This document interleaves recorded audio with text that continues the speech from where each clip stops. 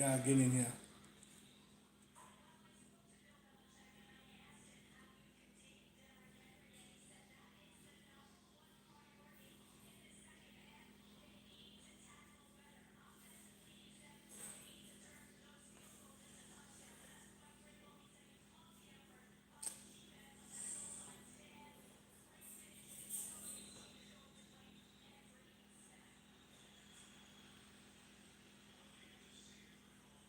What's good, man? What's good? What's good? What's good?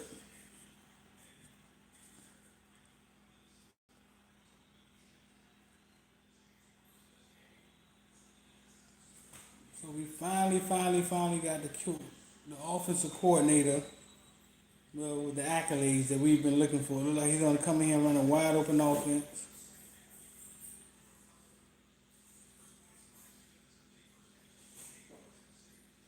I don't see everywhere he's been. He's improved.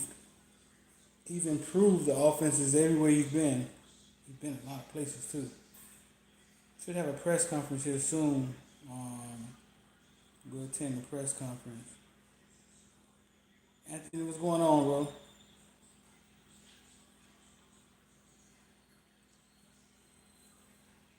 So yeah, that was fast. They got an office coordinator. It's official now. It wasn't official last night.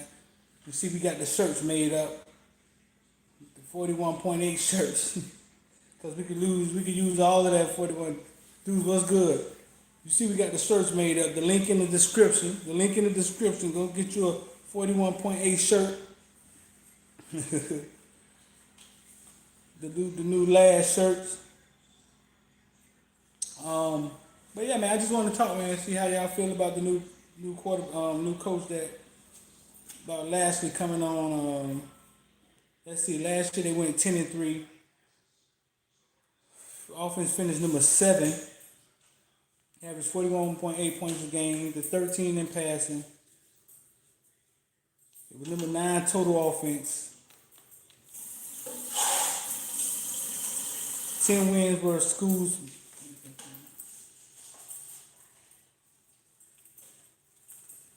So yeah, he had that.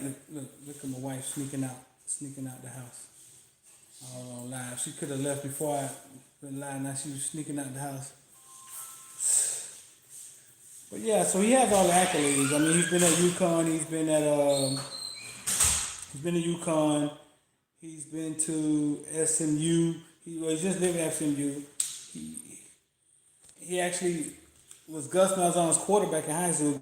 Gus Malzahn is also known as a offensive guru, whatever you want to call it. Let me see. Let me read some of these questions. Nothing on Highsmith yet.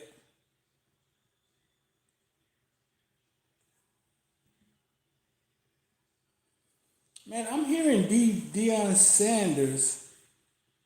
I'm hearing Deion Sanders may be the next IMG coach.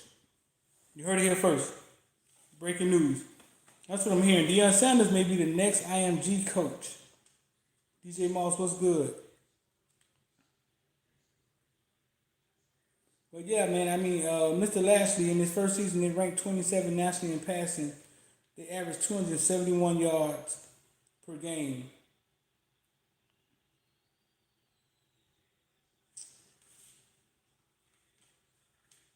But prior to that, he was with UConn. He took UConn from the number 122nd offense to the 49th offense in 1 year.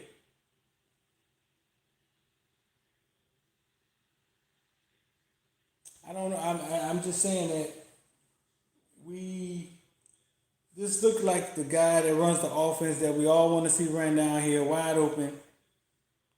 You think he'll make immediate impact on offense? Yeah, I think he can too. I think,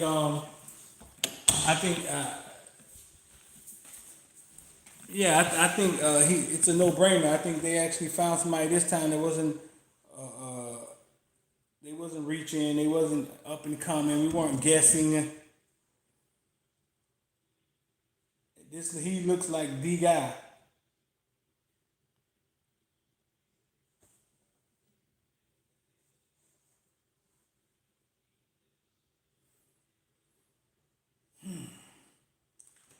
I would say I don't know. I would say more like Gus offense. But what it is a lot of time these guys, they don't usually really. They usually tailor these things to their own liking and to the liking of the personnel that they have. So it's hard to tell like the exact style. He'll get here and he'll see what he has, which is a bunch of speed, and then he'll tailor it to that style. My thing is him understanding what they have. I think simplifying things so things can be taught to the kids. And once you can convey to the kids what they have to do, kids can play fast.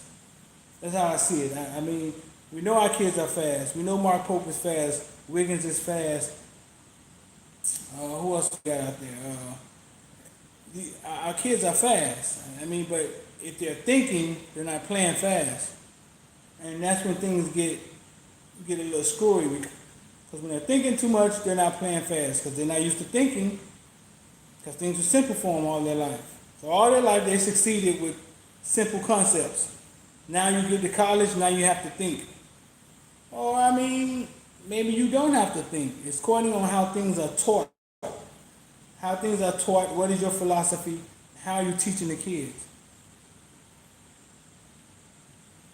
Lingard better than Cam?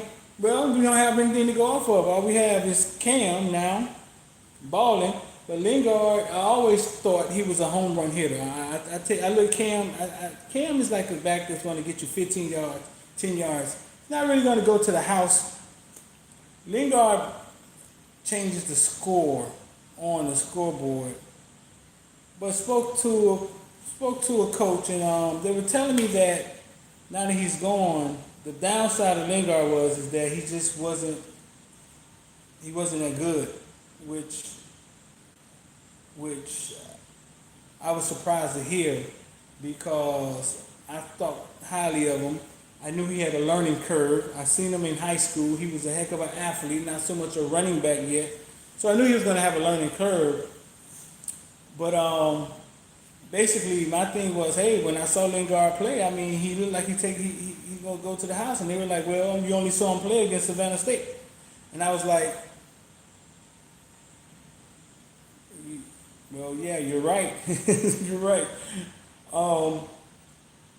So basically they're saying that, I mean, coming off the injury, he couldn't get it done. He couldn't get it done coming off the injury.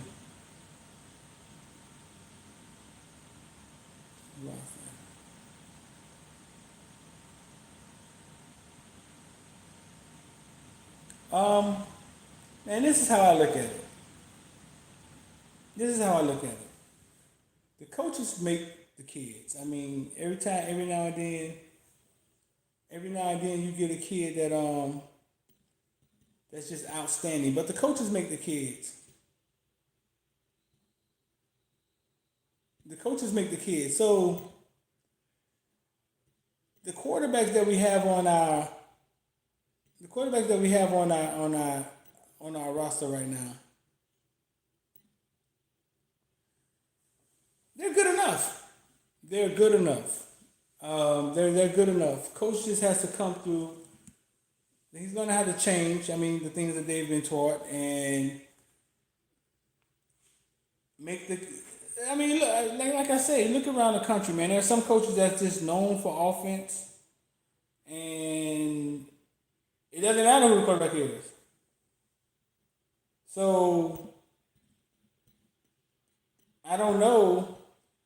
Like, there's only a few teams that are recruiting. Like, you got Trevor Lawrence, you got Tua. You only got a few like high level quarterbacks. Everybody else is making their quarterback look good.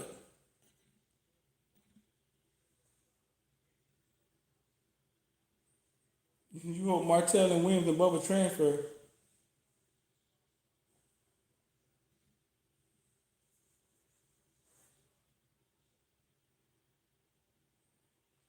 Where they who's been fired? I mean, Pack. I think Pack been fired, and who? Mike Rumph been fired. I mean, they may promote, man. They may promote within. I mean, they may promote Van Dyke up, or who knows? You guys got to understand. I mean, you got to understand this. These coaches' jobs aren't guaranteed, and I'm realizing this when it comes to recruiting. These coaches' jobs aren't guaranteed. So a lot of times these coaches are recruiting. They're recruiting for their next job. So they want to be the recruiter of the year because that is secure that once their current coach, get fired, they can get another job. They're recruiter of the year, like Brian Hartline at Ohio State.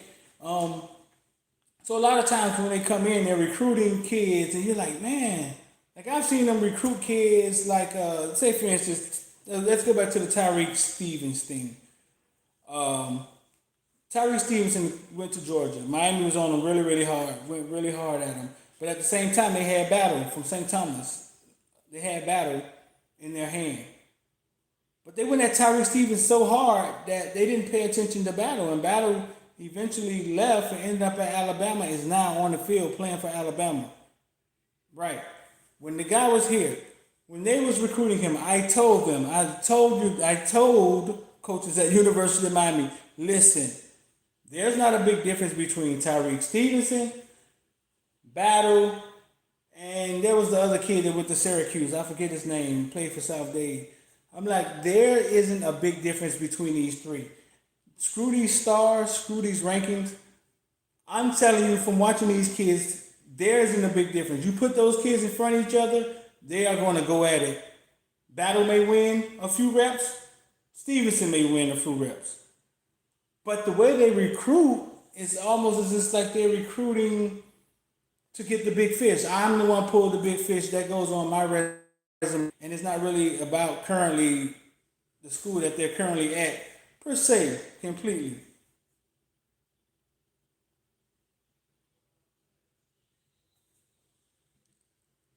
Williams is a cancel. Which Williams? Williams the quarterback? Nah, I don't believe that.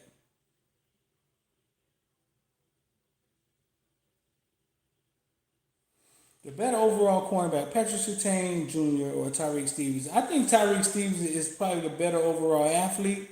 Patrick Surtain, you got to understand. I mean, Patrick Surtain slept in cornerback skills. I mean, actually saw his dad today. I talked to his dad today. You gotta understand, Patrick Surtain soaked up more cornerback skills and more cornerback information just running around on the field when he was 5 years old than Tyreek Stevens could ever. So Patrick Surtain kid has things in him that he soaked up as a kid. I mean, so he's been around it for so long.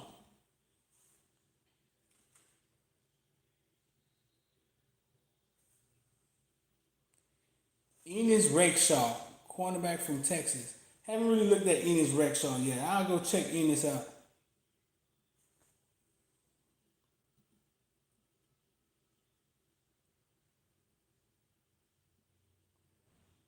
And you keep asking me about Sam Madison's son. You asked me that last night too. That Sam Madison's son has a son that plays in high school. I haven't heard anything about Sam Madison's having a son that play in the high school.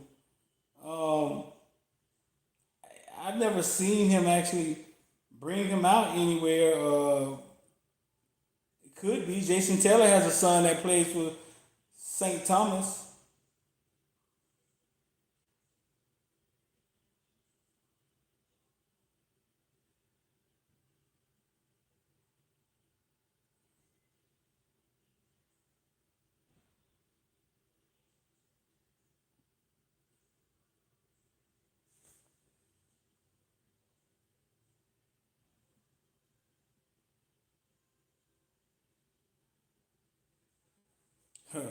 Highsmith to Oregon.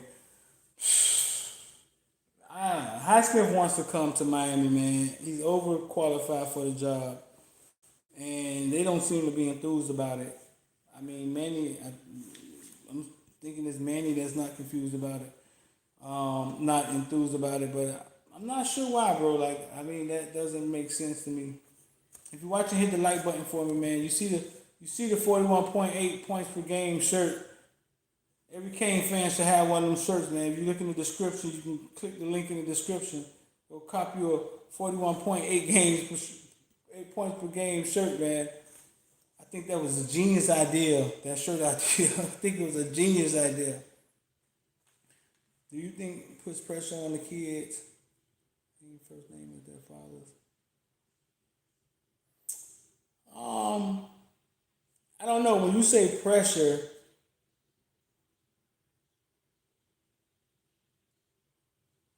when you say pressure on the kids, I don't know because you gotta understand the kids grow up in the house with that name and their father, and they're dealing with that every day. So it may not be pressure to them because it's normal to them. It's normal to them. So I don't think it puts extra pressure on the kid when they have the same name as their father. Maybe in a situation like LeBron or Michael Jordan, but LeBron is very clever. LeBron is a smart guy. I think LeBron does some of the things he does on purpose, like goes to his kids' games, get in the layup line, and it takes all of the. You gotta understand, LeBron's son at all these games. There's cameras everywhere. There's footballville, basketballville, jaywalking. There's cameras everywhere at LeBron's games, and what it does is it takes all of the attention off of his son, so his son can just play basketball, and he puts it on LeBron. And everybody like LeBron is attention whore. I think that's brilliant, man. I think he kind of deflects the attention when he's at those games. I think he does it on purpose, though.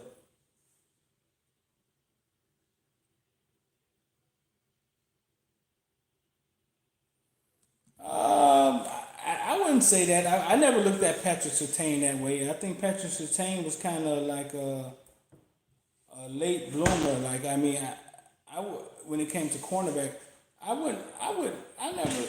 Yeah, I wouldn't look at it that way. I don't look at it that way.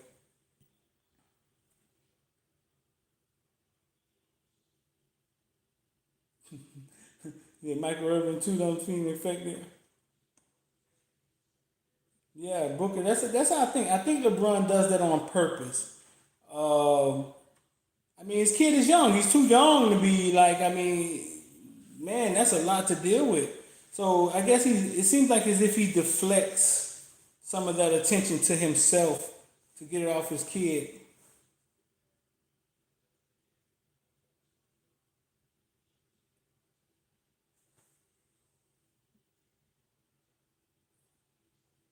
I don't think Miami will pay for Charlie Strong. Christian, you gonna get a shirt, man?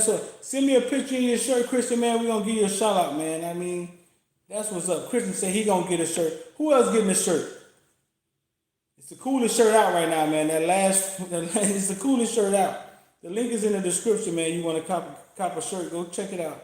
We got other things up there too. Footballville hoodies, t-shirts, iPhone covers. We got a few things in there. But yeah, man. Get back to watching this. We're gonna go watch this game. The nerve of Ryan Tannehill. What's up with that, man? The nerve of Ryan Tannehill to go to the playoffs for the Titans, man. We couldn't get the man to win games here in Miami. The nerve of him. But yeah, so we got the offensive coordinator. He's in. I just want to get past the part of going to practice, saying, "Oh, our new offense is so fun.